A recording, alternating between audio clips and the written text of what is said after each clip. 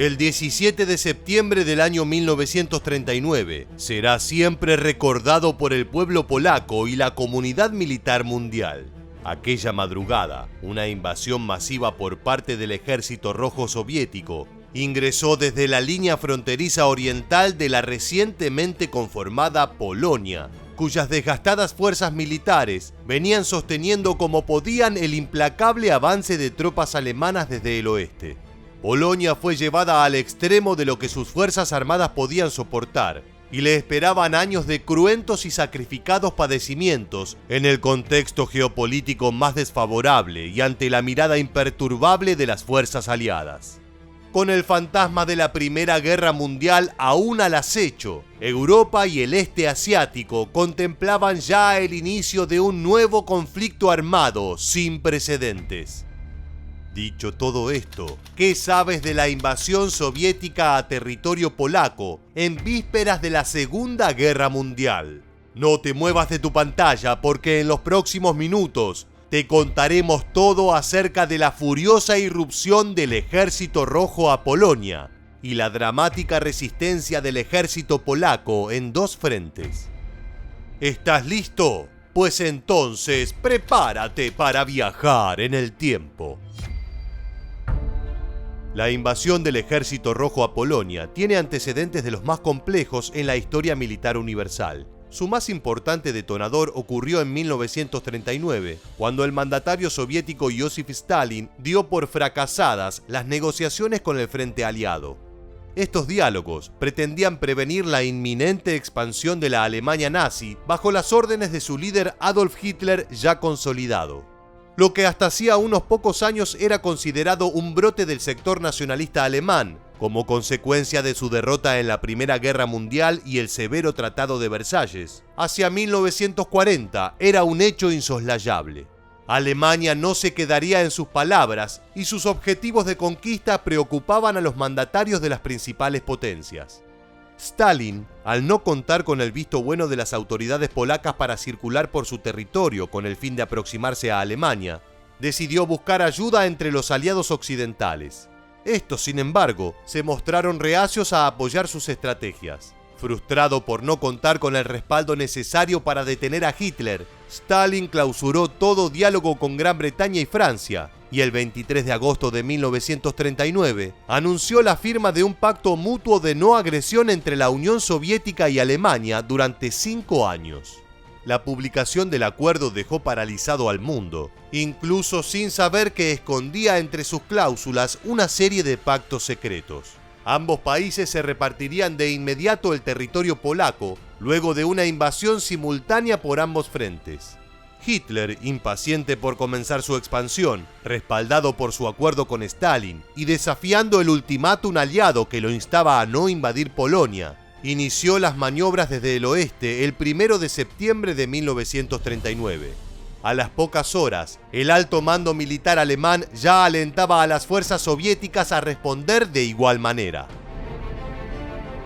Pero ¿cómo reaccionó Stalin a su parte del acuerdo secreto con la Alemania nazi?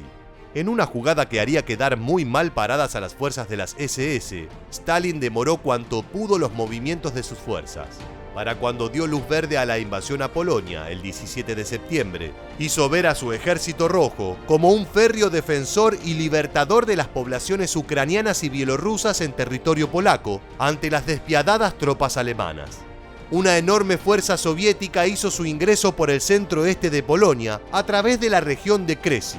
Esta misión contó con 7 ejércitos de campaña y un total de no menos de 750.000 hombres según los historiadores. Sus batallones se dividieron en 2 ejércitos monstruosos, el frente bielorruso y el frente ucraniano. Mientras tanto, el alto mando del ejército polaco vivía acaso uno de sus peores momentos, sumido en un total desconcierto. La falta de logística y escaso poder de fuego apenas le permitían soportar la invasión alemana desde Occidente, con el grueso de sus mejores tropas abocado a resistir los embates de las SS. Solo 20.000 soldados a lo largo de la frontera oriental defendían Polonia. La orden fue no enfrentar al Ejército Rojo, retirarse hacia Rumania y atacar solamente en casos de defensa propia. Sin embargo, varias batallas sanguinarias tuvieron lugar, en su mayoría iniciadas por ucranianos, bielorrusos y judíos locales que apoyaban el ingreso soviético y se rebelaban contra civiles y militares polacos, con quienes mantenían fuertes disputas internas. Sin embargo, tanto soviéticos como alemanes se mantuvieron al margen de estos choques con el fin de evitar bajas propias y conservar sus municiones. En varias ocasiones, las divisiones del Ejército Rojo se cruzaron con las tropas de las SS, cumpliendo la orden de no atacarse mutuamente, y llegaron a colaborar con el asedio a los soldados polacos. Si bien Polonia logró combatir con valentía, la derrota estaba asegurada. La última guarnición polaca en soportar los devastadores embates enemigos fue la unidad del Grupo Independiente Operacional Polesje, al mando del general Franciszek Kleberg. Este presentó su rendición el día 6 de octubre de 1939, tras 4 jornadas de tenaz resistencia en la batalla de Kock, al centro-este de Polonia. Se dio entonces un curioso momento en el umbral de la Segunda Guerra Mundial, en el que los hombres de las SS y los soldados del Ejército Rojo Soviético celebraron juntos una victoria arrolladora. Ese mismo mes de octubre, el Soviet Supremo reportó un total de 737 bajas y más de 1.860 heridos propios durante la invasión. Por el lado polaco, los muertos se contabilizaron entre 6.000 y 7.000 hombres, y se estima que fueron apresados unos 350.000 soldados en enfrentamientos contra el Ejército Rojo. Muchos de ellos no fueron tratados como prisioneros de guerra, sino más bien como traidores al Estado soviético. Se sospecha que se cometieron crímenes aberrantes durante la doble invasión, pero sin embargo, estos han quedado para siempre en el anonimato, ocultos por quienes salieron victoriosos. La breve pero certera ofensiva desató en los aliados varias acusaciones cruzadas. Tanto Gran Bretaña como Francia y sus respectivos aliados habían amenazado a Alemania con duras represalias si avanzaba sobre Polonia. Pero finalmente, y con los hechos consumados, ambos estuvieron de acuerdo en la inconveniencia de una eventual declaración de guerra a la Unión Soviética.